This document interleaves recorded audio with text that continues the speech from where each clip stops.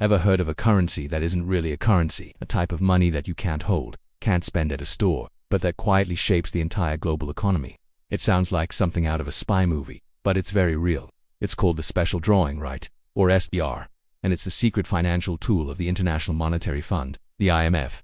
Today, we're pulling back the curtain on the SDR to understand what it is, how it works, and why this basket of money is a major player in the game of global power. So, what exactly is an SDR?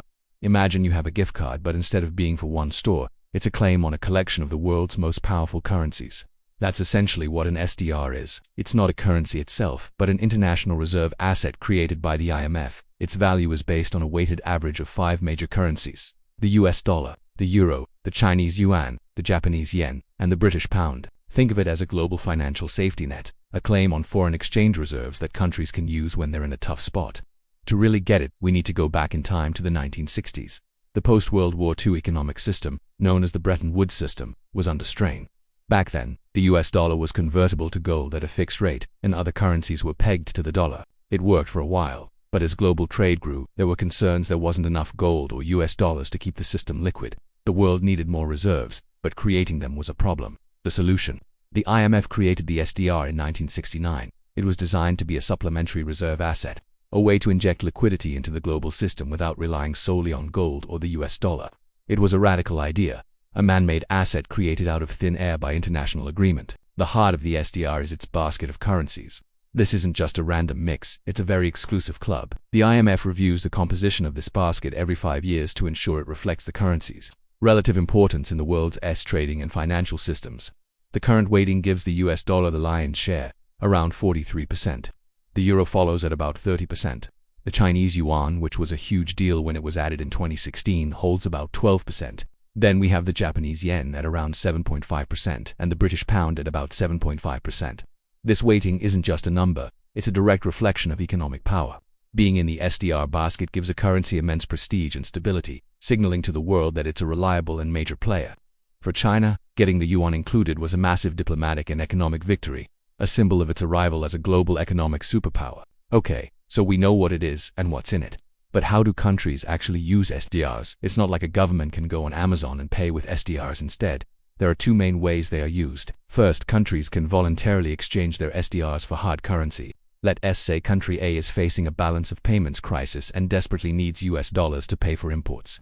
It can approach country B, which has a strong economy, and say, "Hey, we'll give you our SDRs if you give us an equivalent amount of dollars." It's a transaction between 2 willing members. The second method is more of a last resort. If a country can't find a willing partner, the IMF can designate a member country with a strong external position to buy SDRs and provide the needed hard currency. This ensures that a country in need can always convert its SDRs into usable money. It's a lifeline for economies teetering on the brink, allowing them to stabilize their currency, pay for critical imports like food and medicine, and avoid a full-blown economic collapse. Now let's talk about power. The SDR system isn't just a technical financial mechanism, it's deeply political. The allocation of SDRs is based on a country's quota, or its financial contribution, to the IMF. And guess who has the biggest quotas? The world's largest economies. The United States holds the largest quota, giving it the most voting power within the IMF and consequently, the largest share of any SDR allocation. This means that when the IMF decides to create and distribute new SDRs, the richest countries get the most, even though developing nations are often the ones who need them the most. This has led to a lot of criticism. Many argue that the system reinforces existing global inequalities, giving more resources to those who already have them. The debate rages on. Should SDRs be allocated based on need rather than quota? It's a fundamental question about fairness in the global financial architecture. This brings us to a very recent and significant event. In August 2021, in the midst of the global pandemic, the IMF approved its largest SDR allocation in history, a whopping $650 billion worth.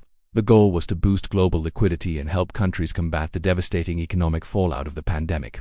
It was a historic move. This injection provided much-needed reserves to all 190 member countries, helping them finance health responses, support vaccination programs, and buffer their economies against the ongoing crisis. For many low-income countries, this allocation was a critical lifeline. It instantly increased their foreign reserves, sometimes by a significant percentage, giving them breathing room to manage debt and fund essential services without having to resort to painful austerity measures. However, the old debate resurfaced.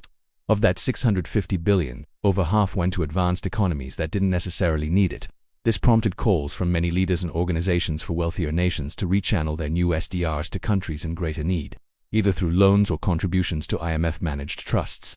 So, what does the future hold for the SDR? Its role is constantly evolving. There are ongoing discussions about using SDRs to finance climate action, allowing developing nations to invest in green technology and adapt to climate change without taking on unsustainable debt.